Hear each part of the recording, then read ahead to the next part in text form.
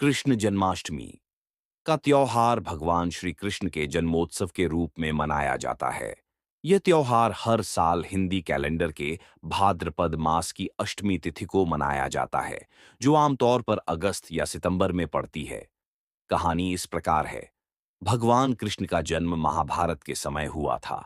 उनकी माता देवकी और पिता वसुदेव यादव कुल के राजा थे। देवकी का भाई कंस, जो दुष्ट और क्रूर था, ने एक भविष्यवाणी सुनी थी कि देवकी के 8वें पुत्र के हाथों उसकी मृत्यु होगी।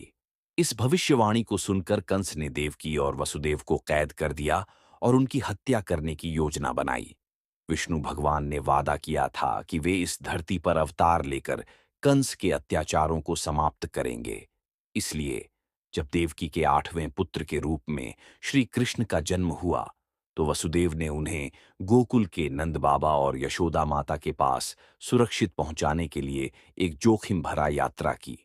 वसुदेव ने रात के अंधेरे में यमुना जी के पानी को पार करते हुए कृष्ण को गोकुल पहुंचाया और अपने नवजात पुत्र को नंद बाबा और यशोदा माता के घर छोड़ा। कृष्ण के गोकुल में आने के बाद कंस के अत्याचार समाप्त होने लगे।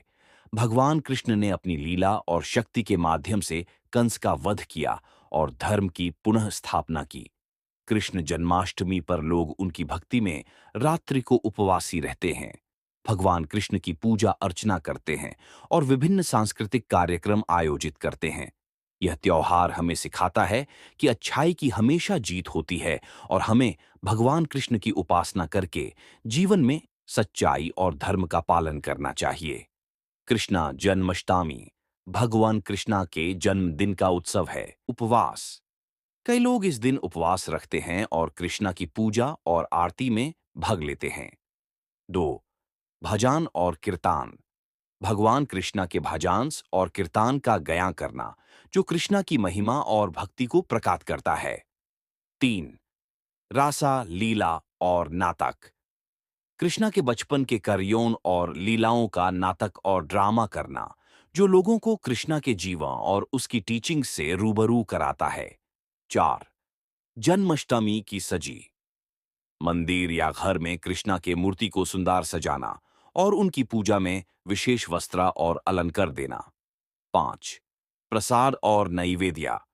कृष्णा को अपना प्रसाद और नैवेद्य भोग चढ़ाना, जो कि मिठाइयों और फलों से बना होता है। 6. दही हंडी। महाराष्ट्र और कुछ अन्य राज्यों में दही हंडी खेलना, जहां लोग एक हाथी उठाकर दही भरते हैं और यूं तोड़ने की कोशिश करते हैं। 7. नैतिक ज्ञान। भगवान कृष्णा के टीचिंग्स और उनकी कहानियों को पढ़ना और समझना, जैसे कि गीता के पाठ और उसकी आदर्शों को अपने जीवन में लागू करना।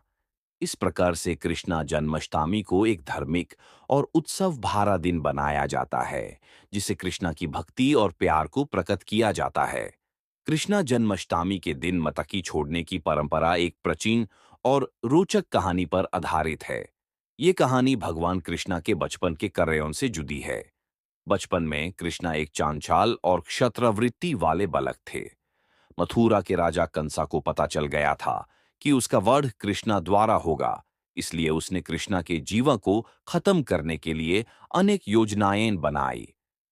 यह एक ऐसा क्रियाशील कार्यक्रम था जो उनके अद्भुत बल और क्षमता को दर्शाता है। मताकी छोड़ने की परंपरा इस कहानी से जुड़ी है। इस प्रकार जन्माष्टमी पर मताकी छोड़ना एक प्रक्रिया है, जिसमें लोग एक मती की सुराही को उठाते हैं और यूं से गिरेते हैं, जो कि कृष्णा के बचपन की चांचल और करियाकरी व्यक्तित्व का अभिनंदन करता है। इस परंपरा के माध्यम से लोग कृष्णा की लीलाओं को याद करते हैं और उनके आदर्श को अपनाते हैं।